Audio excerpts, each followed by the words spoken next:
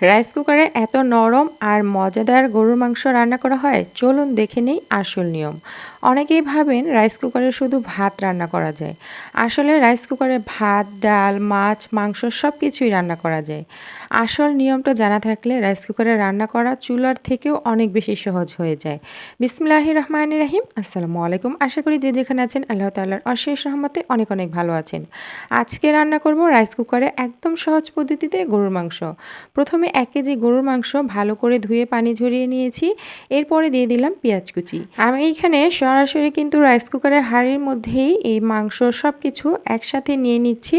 আর অবশ্যই রাইস কুকারের হাঁড়িটাকে খুব ভালো করে মুছে নিতে হবে, যাতে করে পানি না থাকে নিচে থেকে তলায়। তো এরপরে আদা রসুন বাটা দিয়ে দিয়েছি 2 টেবিল চামচ। এরপর দিয়ে দিচ্ছি লবণ স্বাদ মতো। এখন দিয়ে দিচ্ছি মরিচের গুঁড়া, এখানে 1.5 চা চামচ পরিমাণে।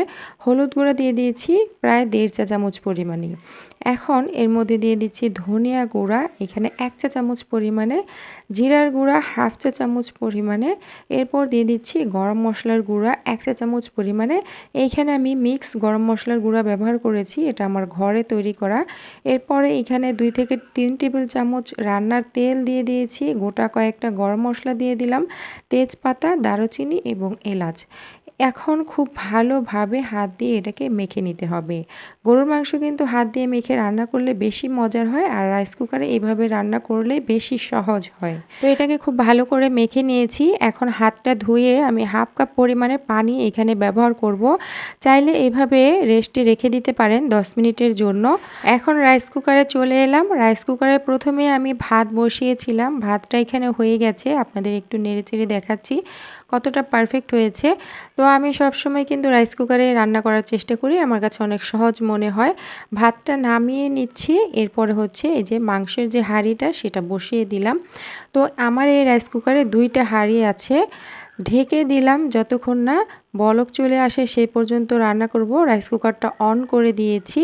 তো এখন কিছুক্ষণ অপেক্ষা করছি, যখন এই যে এরকম বলক চলে এসেছে তখন আমি ঢাকনা খুলে একটু নেড়ে চেড়ে দেবো। তো এইখানে অবশ্যই স্টিল অথবা লোহার কোনো খুন্তি ব্যবহার করবেন না। এইখানে যে কোনো স্প্যাচুলা অথবা কাঠের যে খুন্তিগুলো থাকে সেগুলো ব্যবহার করবেন, কারণ এইখানে বৈদ্যুতিক শক লাগার কিন্তু সম্ভাবনা থাকে।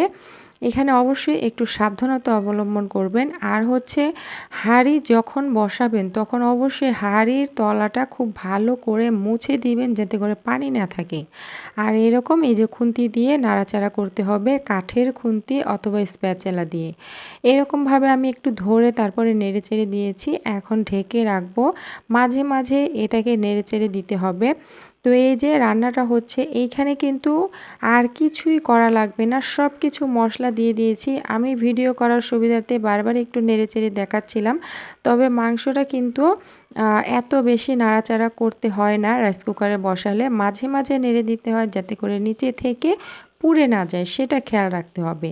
তো এইখানে আমার মাংসের মধ্যে কিন্তু অনেকটা পানি উঠে এসেছে, এই পানিটা দিয়ে কিন্তু মাংসটা সেদ্ধ হয়ে যাবে। আপনাদের যদি পানির প্রয়োজন হয় সেক্ষেত্রে এখানে গরম পানি ব্যবহার করতে পারেন। তো আমি এইখানে অপেক্ষা করছি যতক্ষণ না মাংসটা সেদ্ধ হয়ে যাচ্ছে।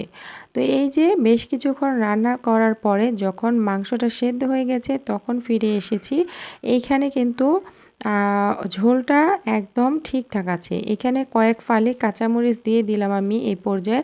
আপনারা যদি আলু দিয়ে রান্না করতে চান সেক্ষেত্রে যেটা করবেন, মাংসটা যখন 80% সেদ্ধ হবে তখন এখানে আলুর টুকরো দিয়ে তারপরে হচ্ছে ঝোলের জন্য গরম পানি অ্যাড করবেন, ঠান্ডা পানি অ্যাড করবেন না।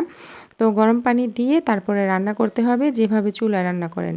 আমি আজকে আলু ছাড়া রান্না করছি, সেই জন্য আলু ব্যবহার করিনি। মাংসটা এই পর্যায়ে কিন্তু 100% মানে যতটুকু সেদ্ধ হওয়ার সেদ্ধ হয়ে গেছে। সব শেষে দিয়ে দিলাম 1/2 চা চামচ ভাজা জিরার গুঁড়া, এটা দিলে খুব সুন্দর একটা ফ্লেভার আসে। তো দিয়ে মিশিয়ে দিচ্ছি, ঢেকে আমি অপেক্ষা করব। রাইস কুকারের যে কারেন্টের সুইচটা সেটা খুলে দিব আর অপেক্ষা করব ঢেকে 5 মিনিটের জন্য। 5 মিনিট ঢেকে রাখলে এটা সুন্দর মতো হয়ে যাবে। আর এই যে আলু দিয়ে রান্না করলে এইরকমভাবে আলু ঝোল দিয়েও রান্না করতে পারেন। তো এটা আমি এর আগে ভিডিও শেয়ার করেছিলাম, এভাবে আলু ঝোল দিয়ে রান্না করেছিলাম। আজকে আলু ছাড়া রান্না করেছি, একটু ভুনা, ভুনা করেছি। তো আপনারা চাইলে এভাবে করে রান্না করতে পারেন। আর এটা আমি পরিবেশন করছি, মাশাআল্লাহ এটা কিন্তু খেতে অসম্ভব মজার হয়েছে। বাসায় একবার হলেও এভাবে ট্রাই করতে পারেন। যারা রাইস কুকারে রান্না করতে পারেন, যারা এক্সপার্ট রাঁধুনি আছেন তাদের হয়তো রেসিপিটা খুব একটা কাজে লাগবে না। তবে যারা নতুন আপুরা আছেন, নতুন রাঁধুনি আপুরা অথবা ব্যাচেলর ভাইয়েরা, তাদের জন্য রেসিপিটা অনেকটা হেল্পফুল হবে। আশা করি রেসিপি ভালো লেগেছে। আজকে বিদায় নিয়ে নিচ্ছি। আল্লাহ হাফেজ।